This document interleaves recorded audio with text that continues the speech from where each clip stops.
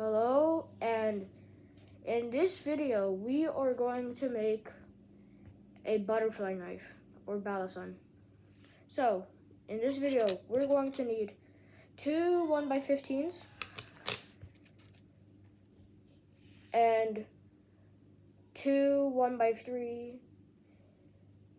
Technic pieces and one 1x9 Technic piece and 3 Technic pins.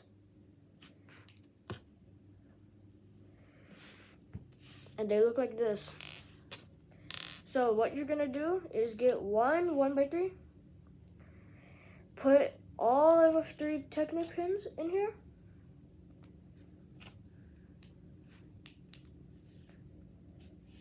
like this, and then we're going to put the 1x15 in here, like this. The two 1x15s in there, like this. And then we take the 1x9 Technic piece, and then we put it like this, on the second hole, like this.